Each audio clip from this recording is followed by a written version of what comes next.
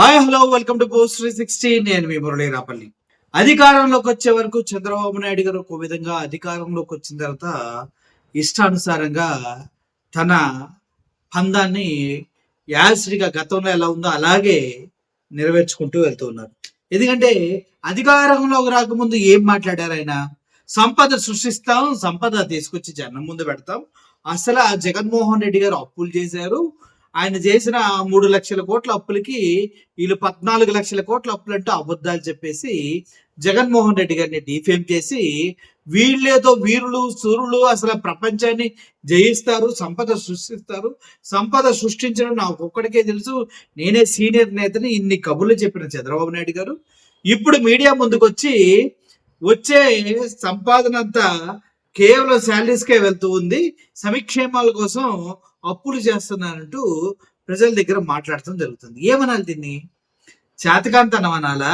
అవకాశానికి ఏ ఎండక గొడుగు పెట్టే తత్వం అనాలా? అసలు ఇంత దరిద్రమైన భావజాలం ఏంటని ప్రశ్నించాలా? నాకైతే అర్థం కావట్లేదు. మీలో చాలా మంది ఉంటారు, ఇందులో టీడీపీ వాళ్ళు కూడా అప్పుడప్పుడు వీడియోలు చూస్తూ ఉంటారు, వైఎస్ఆర్సీపీ వాళ్ళు కూడా వీడియోలు చూస్తూ ఉంటారు, ప్రజలు కూడా వీడియోలు చూస్తూ ఉంటారు. వాస్తవాలను వాళ్ళకి చెప్పినప్పుడు కొంతమంది కింద నుంచి పైదా కాలుతూ ఉంటది, కొంతమందికి మండుతూ ఉంటది. కానీ ప్రజలకి నిజం తెలియాలి కదా. ఎప్పటికప్పుడు గుర్తు చేస్తూ ఉండకపోతే గతంలోలాగే మళ్ళీ ప్రజలు మోసపోతారనే ఒక ఆలోచనతోనే మీకు ఈ వీడియోని షేర్ చేయడం జరుగుతుంది. ఒకసారి ఆయన మాట్లాడిన మాటలు మార్చి 2026 30వ తారీఖు ఆయన మాట్లాడిన మాటలు ఒకసారి వినండి. ప్రభుత్వానికి వచ్చే ఆదాయం 100% జీతాలకే సరిపోతుంది. రాష్ట్ర ప్రభుత్వం ద్వారా వచ్చే ఆదాయం 100% జీతాలకే సరిపోతుందా? మరి అధికారంలోకి రాకముందు ఈ విషయం మీకు తెలియదా? ఎందుకంటే మీరు సీనియర్ కదా, 45 సంవత్సరాల ఎక్స్పీరియన్స్ ఉన్న నువ్వు మరి ఏ ధైర్యంతో చెప్పావు ప్రజలకి? నేను సంపద సృష్టిస్తాను, మీకు అన్ని సంక్షేమ పథకాలు ఇస్తాను, సంపద సృష్టిలోంచే నేను మీకు అందరికీ మంచి చేస్తాను ఎలా చెప్పావు? అంటే మనకున్నటువంటి అనుభవం శూన్యం, మాటలు మాత్రం చాలా ఎక్కువ అని మాత్రం ప్రజలకు అర్థమవుతుంది. ఒకసారి మళ్ళీ వినండి. కేంద్రం ఇచ్చే గ్రాంట్ గానీ మనకు వచ్చే వాటా గానీ అప్పులు వడ్డీకి సరిపోతాయి. కేంద్రం ఇచ్చే గ్రాంట్ గానీ వాటా గానీ అప్పులు వడ్డీలకే సరిపోతాయంట. మరి తప్పేమీ లేదు కదా. ఈయన చేసిన అప్పులు దగ్గర దగ్గర 3,40,000 కోట్లు 20 నెలలకి. మరి అప్పులకి వెళ్ళిపోతాయి కదా గ్రాంట్లు కానీ వచ్చిన డబ్బులు కానీ. మరి ఈయన ఎందుకున్నాడు? అప్పులు ఎవడు చేయమన్నాడు నిన్ను? సంపద సృష్టిస్తాను కదా నువ్వు చెప్పింది అని ఆంధ్రప్రదేశ్లో ఎవరు ఎందుకు ప్రశ్నించారో నాకు ఇప్పటికీ అర్థం కావట్లేదు. ఇప్పుడు ప్రశ్నించడానికే కదా మనం ఉన్నది. మనకు జరిగిన అన్యాయాన్ని ప్రశ్నించలేకపోతే ఇంకా మనం బ్రతికుంటాం ఎందుకు? మనం కళ్ళెదుటుగా నిట్ట నిలువున సంక్షేమ పథకాలు ఇస్తాను అని చెప్పి మోసం చేసి వాలంటరీ వ్యవస్థలో ఉన్నటువంటి దగ్గర 2,70,000 మందిని మెడపట్టి బయటకు గెంటేశాడు కదా చంద్రబాబు నాయుడు గారు. అప్పుడు అడగలేదే?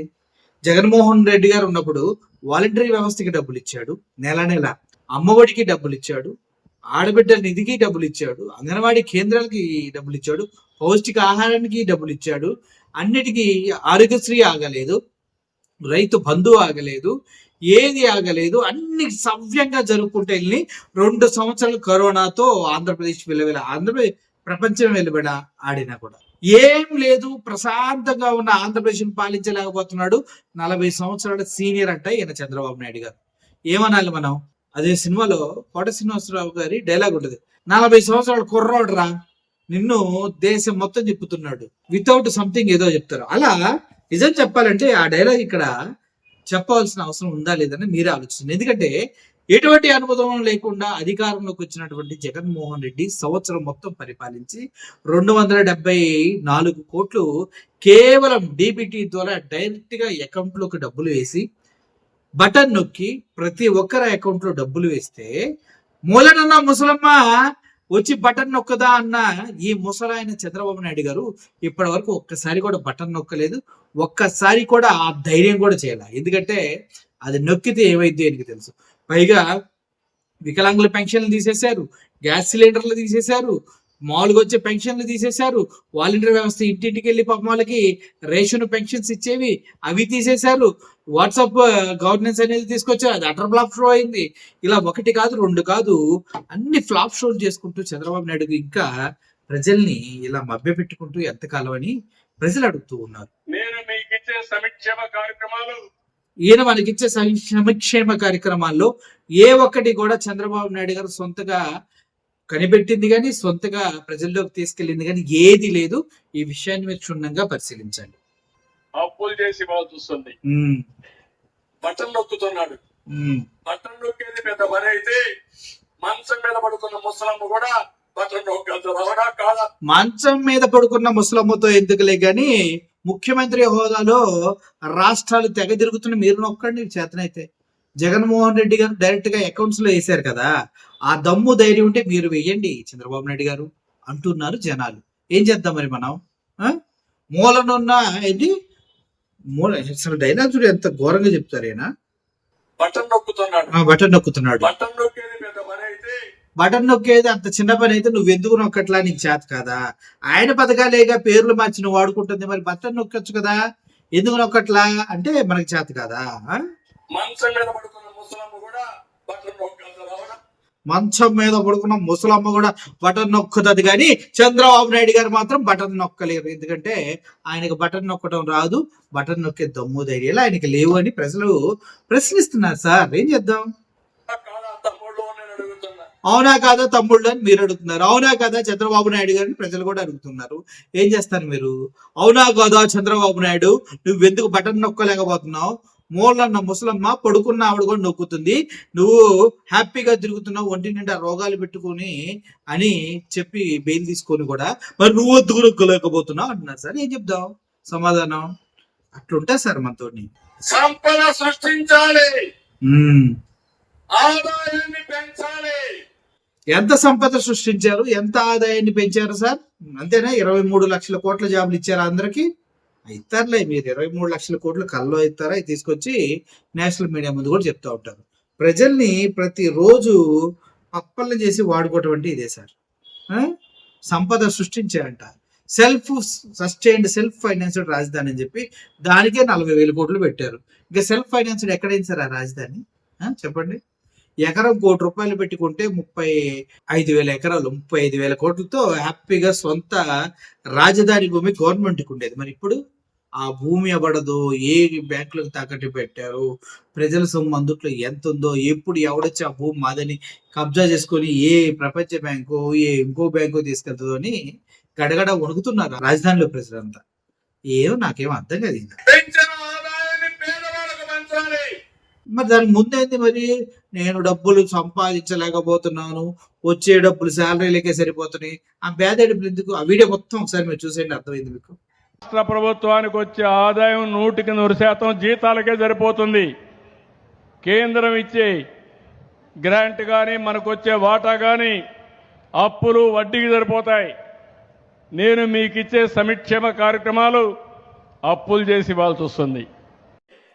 బటన్ నొక్కుతున్నాడు. బటన్ నొక్కేది పెద్ద పని అయితే మంచం మీద పడుకున్న ముసలమ్మ కూడా బటన్ నొక్కగలుగుతారు. అవునా కాదా తమ్ముళ్ళు నేను అడుగుతున్నా. సంపద సృష్టించాలి, ఆదాయాన్ని పెంచాలి, పెంచిన ఆదాయాన్ని పేదవాళ్లకు పంచాలి. ఇటువంటి ఫేక్ న్యూస్లు మనం వింటూనే ఉంటాం. దేశవ్యాప్తంగా ఇటువంటి రాజకీయ నాయకులు కబుర్లు చెప్పి ముందుకొచ్చిన వాళ్ళు చాలా మంది ఉన్నారు. ప్రతి ఒక్కరు ఇక్కడ మీరు గుర్తుంచుకోవాల్సింది ఏంటంటే, కబుర్లు చెప్పేవాడు కాదు, పని చేసేవాడు కావాలి. ఆ పని చేసేవాడు ఎప్పుడు కబుర్లు చెప్పడు, దాన్ని హైలైట్ చేసుకోడు, దాన్ని ప్రజలకి అర్థమవుతుందిలే అని వదిలేస్తాడు. నాకు ఆ క్వాలిటీస్ అనేది జగన్మోహన్ రెడ్డి గారిలో పెచ్చగా కనిపించాయి. మీరు కూడా ఒకసారి అర్థం చేసుకోండి. ఒక వ్యక్తి ఎప్పుడైనా కూడా డీబీటీ ప్రజల అకౌంట్లో డైరెక్ట్ గా డబ్బులు వేసాడు. రాష్ట్రం రావణ కాష్టం అవుతుంది, రాష్ట్రాన్ని అమ్మేస్తున్నారు, మరో శ్రీలంక, మరో ఇంకో కంట్రీ అంటూ జగన్మోహన్ రెడ్డి పరిపాలన అన్నారు. ఇప్పుడు ఆయన 5 సంవత్సరాల్లో చేసింది కేవలం 3,70,000 కోట్లు అయితే, వీళ్ళు కేవలం 2 సంవత్సరాల్లో చేసిన అప్పే దగ్గర 3,40,000 కోట్లు.